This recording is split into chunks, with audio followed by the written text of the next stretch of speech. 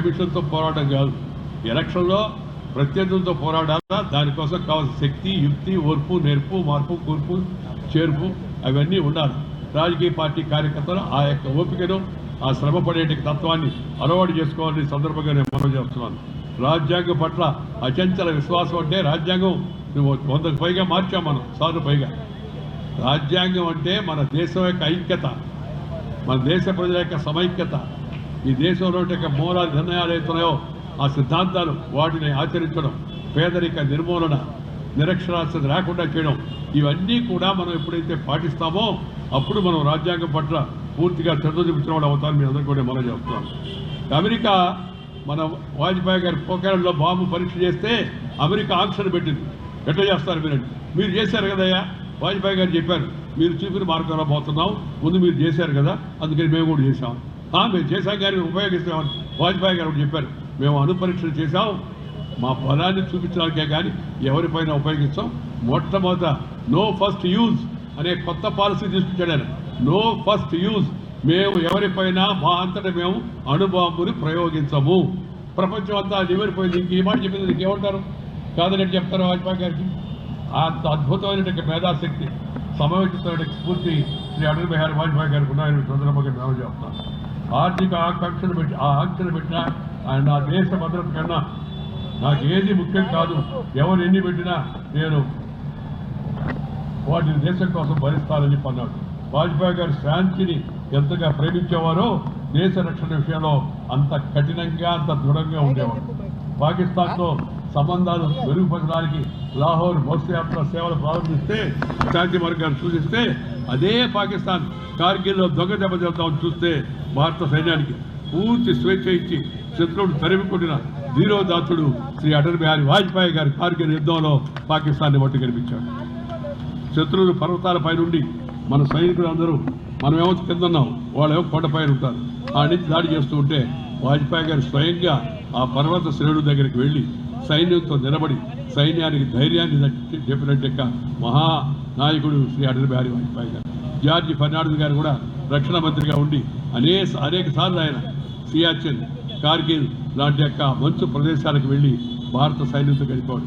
ఇప్పుడు మన ప్రధానమంత్రి దగ్గరికి చెప్పలేదు అనుకోండి, శ్రీ నరేంద్రభాయ్ మోడీ గారు ఎప్పుడు దీపావళి సైనికులతో, అక్కడ ఉండే సరిహద్దుల కాపలా కాసే సైనికులతో దీపావళి జరుపుకుంటాడు. ఆయన రాఖీ బంధన్ ఫంక్షన్లో పాల్గొంటాడు. ఎందుకంటే దేశానికి మనకు అవసరం రక్షణ కల్పిస్తున్న సైనికులు మనం ఎప్పుడూ మర్చిపోకూడదు. ఎల్లప్పుడూ ఆ సైనికులకు మనం వందనం చేయాల్సి ఉంది. మన నినాదం ఇచ్చారు అప్పుడు లాల్ శాస్త్రి గారు, జై జవాన్ అని అంటే జై కిసాన్ అని ఆయన తోడు చెప్పాడు. ఎందుకంటే అన్నం పెట్టే రైతులు కూడా మనం ఎప్పుడు నమస్కారం పెట్టాలా, దేశాన్ని రక్షించే జవాన్లకు నమస్కారం పెట్టాలా, దేశానికి అన్నం పెట్టే రైతులకు కూడా మనం సెల్యూట్ చేయాల్సిన అవసరం ఉంది. దాంతోపాటు వాజ్పేయి గారు కొత్త మాట జోడించాడు, జై జవాన్, జై కిసాన్, జై విజ్ఞాన్ అన్నాడు ఆయన. అందరికీ అర్థం కాదు మొదటి విజ్ఞానం అంటే ఏంటంటే ఈ యొక్క టెక్నాలజీ ఇవన్నీ రాబట్టే మొన్న మన యొక్క పాకిస్తాను మన దగ్గరకు వచ్చి పెషావర్ అక్కడ దాడి చేసి పుష్కర్లు 26 మంది చంపితే మన యొక్క భారత సైన్యం సరిహద్దు దాటి అవతలకి వెళ్ళి 21 నిమిషాల్లో వాళ్ళ సరిహద్దులో ఉండే తీవ్రవాద శిబిరాలు అవుతున్నాయో వాటి అన్నిటినీ ధ్వంసం చేసి మన 22 నిమిషాలు వెనక్కి వచ్చారు. ఈ టెక్నాలజీ బ్రహ్మోస్ ఇవన్నీ కూడా మన సైంటిస్టులు, మేధావి, విజ్ఞాన్ వాళ్ళ యొక్క తెలివితేటలతో వాళ్ళు మనకు అందించే యొక్క అస్త్రాలని చెప్పిన విషయాన్ని ఈ సందర్భంగా ప్రతి సామాన్య మానవుడు గుర్తుపెట్టుకోవాల్సిన అవసరంతో ఉంది. దాంతోపాటు ఇవాళ దేశంలో ఆర్థిక వ్యవస్థ బలపడుతూ ఉంది. కానీ ఇంకా ఈ దేశంలో మిత్రులారా, ఇంకా ఈ దేశంలో 14% మంది దారిద్ర్య రేఖ కింద నివసిస్తున్నారు. ఇంకా ఈ దేశంలో 15-16% మంది చదువు రాదు. ఈ 2 సవాళ్ళు మన ముందున్నాయి. అక్కడక్కడ కులం పేరుతో, మతం పేరుతో, వర్గం పేరుతో, వర్ణం పేరుతో జనాన్ని తీర్చే ప్రయత్నాలు కొందరు చేస్తున్నారు, తేడాలు చేస్తున్నారు. ఎందుకంటే క్యారెక్టర్, క్యాలిబర్, కెపాసిటీ, కాండక్ట్ ఉంటే నాయకుడు కావచ్చు. అవి లేవు. వాటి బదులు క్యాస్టు, క్రిమినాలిటీ, క్యాస్టు, కమ్యూనిటీ వీటిని ఆధారంగా చేసుకొని రాజకీయం చేస్తున్నారు కొందరు పైకి రావాలని చెప్పని. అది లేదు కాబట్టి అది లేదు.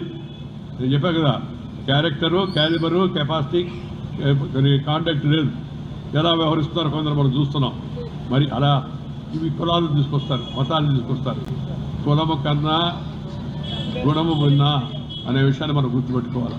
ఈ వ్యక్తి మనం గెలిపించే వ్యక్తి మున్సిపల్ కౌన్సిల్లో అసెంబ్లీలో మాట్లాడగలడా, పోట్లాడగలడా, ధైర్యంగా ఉంటాడా, నిజాయితీ ఉందా, దీనికి ప్రజలని ఆదరించే తత్వం ఉందా, ఇవన్నీ మనం తెలుసుకొని దాన్ని బట్టి ఓటేయాలి. మన కులపోడరా, మన మతం ఓడరా, మన పక్కోడరా, మన ఇంటి పక్కోడరా, ఇంటి పక్కోడిని ఓటేస్తే ఇంటి పక్కోడు నుంచి భోజనం పెట్టు, అంతేగాని ఓటు వేయడానికి అది రక్షణ కాకూడదు.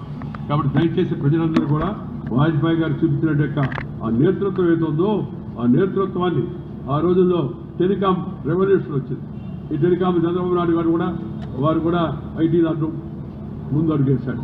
కానీ ఆ రోజు ఆ టెలికాం రంగం దేశంలో రావడానికి ఆద్యుడు బాధ్యుడు శ్రీ అటల్ బిహారీ వాజ్పేయి గారు చెప్పిన విషయాన్ని మనం గుర్తుపెట్టుకోవాల్సిన అవసరం ఉంది. ఐటీ మంత్రిత్వ శాఖ ఏర్పాటు చేశాడు ఆయన. అప్పుడు ఐటీ మంత్రిత్వ శాఖ అనే దాన్ని ఏర్పాటు చేసి ఆ రంగంలో అనేక మార్పులు తీసుకొచ్చారు. మన ముఖ్యమంత్రి గారు కూడా ఆ సంస్కరణ పంథాన్ని అనుసరించి ఆయన కూడా ఐటీ రంగంలో చాలా ముందుకు తీసుకెళ్ళాడు. ఈ వాజ్పేయి గారు విలువలకు పట్టం కట్టాడు. ఇందాక చెప్పారు కదా, ఒక్క ఓటుతో ఓడిపోయారు.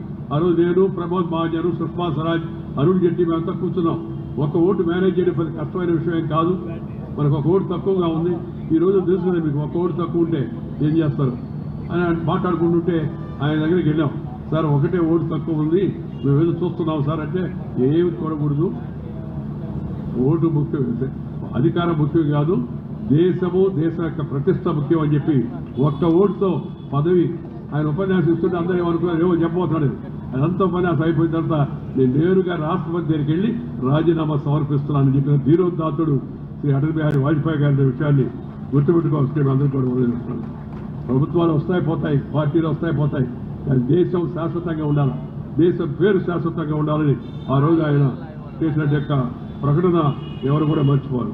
అందుకని వాజ్పేయి గారి జీవితాన్ని మన యువతరం అంతా కూడా తెలుసుకోవాలా.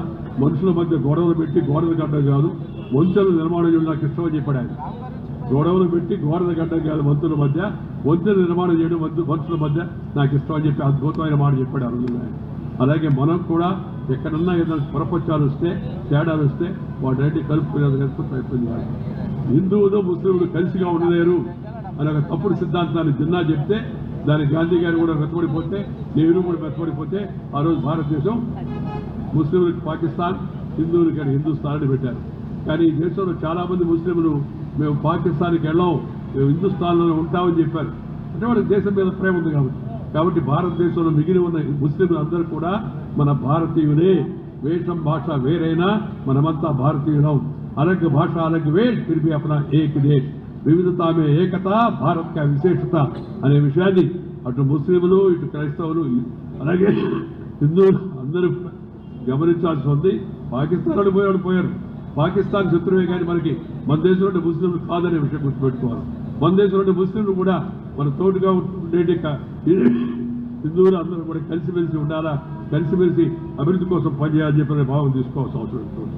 ఇప్పుడు మన అదృష్టవశాత్తు 2014 నుంచి వాజ్పేయి గారు చూపించిన మార్గంలో మరి ఆయన చూపించిన దారిలో పయనించిన లెక్క శ్రీ నరేంద్ర భాయ్ మోడీ ప్రధానమంత్రిగా వచ్చి ఈ సుపరిపాలన దాన్ని మరింత వేగవంతం చేస్తున్నాడు. నేరుగా ఆఖరి వరుసలో ఉండే వ్యక్తికి మేలు జరగాలంటే last man in the queue, no line, no waiting list, no shaking hand, no doing something in between hand, అవేమి లేకుండా అక్కడ వేస్తే నేరుగా నీ అకౌంట్లో డబ్బులు పడుతున్నాయి. బ్యాంక్ అకౌంట్ అంతా అందరూ ఓపెన్ చేశారు. డైరెక్ట్గా డీబీటీ, డైరెక్ట్ బెనిఫిట్ ట్రాన్స్ఫర్, నీ స్కాలర్షిప్, నీ పెన్షన్, నీకు రావాల్సిన డబ్బు మనిషి మధ్యలో మధ్యవర్తి లేకుండా, అడ్డంకులు లేకుండా, అవినీతికి అవకాశం లేకుండా, ఆలస్యం జరగకుండా నేరుగా జనానికి చేరే విధానం ఏతుందో శ్రీ నరేంద్ర భాయ్ మోదీ వాళ్ళ దేశంలో పెట్టాడు. నేను అందుకని ఆయన ప్రభుత్వంలో వచ్చిన మొదట్లో చెప్పేప్పుడు రాజకీయాలు ఉండలేదు. మోడీ అంటే making of developed India, MODI, making of developed India. కొందరు గారు వెంకయ్యనాయుడు గారు మామూలుగా మాట్లాడుతుంటాడు, ఇలాంటి ప్రైజులన్నీ పెడుతూ ఉంటాడు. ఇప్పుడు చూడండి, ప్రపంచంలో ఇవాళ అభివృద్ధి చెందుతున్న వేగంగా ముందుకు వెళ్తున్న దేశాల్లో భారతదేశం అగ్రస్థానంలో ఉంది. ప్రపంచం అంతా మన వైపు చూస్తుంది. మన ప్రధానమంత్రి ఎక్కడికి వెళ్ళినా గౌరవ మర్యాదలతో అందరూ కూడా ప్రధానమంత్రిని గౌరవిస్తున్నారు. దానికి కారణం దేశంలో జరుగుతున్నటువంటి అభివృద్ధి. ఆ అభివృద్ధిలో మనందరం భాగస్వాములు కావాలా. ఈ ప్రజాస్వామ్యాన్ని మరింత పటిష్టంగా ఏర్పాటు చేసుకోవాల్సిన అవసరంతో ఉంది. దాంతోపాటు ప్రజలు కూడా మీ వంతు కర్తవ్యం మీరు చేయాలి. Share and care the core of Indian philosophy నేను ఎప్పుడు చెప్తుంటాను. Share and care.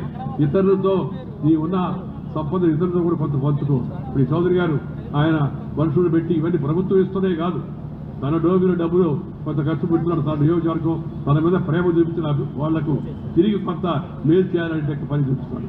అది ఆదర్శం కావాలి. Share and care. ప్రతి మనిషి పక్కవాడిని నేను చేయగలిగిన వరకు పక్కవాడికి కూడా కొంత మేలు చూస్తాను అని అనుకోవాలి. చిట్టి నాపథం శ్రీరామ రక్ష, దేశం సంగతి దేవుడిరిక, ఎవడెట్టపోతే నాకేంది, నా పొట్ట బాగుంటే చాలు, నా పదవి సరిగా ఉంటే చాలు, ఎన్ని పార్టీలంటే నేను మారుతాను. అలా కాకుండా నీతి నిజాయితీ సిద్ధాంతం కార్యక్రమంతో పాటు కొంత మనం నువ్వు పెంచుకో, ఇతరులతో పంచుకో. పెంచుకొని దాన్ని పంచుకుంటే శాశ్వతంగా ఆనందం ఉంటుంది, నీ మొహంలో కళ వస్తుంది, నీ పర్సనాలిటీకి ఒక మంచి గుర్తింపు కూడా వస్తుందనే విషయాన్ని ప్రతి ఒక్కరు తెలుసుకోవాలా.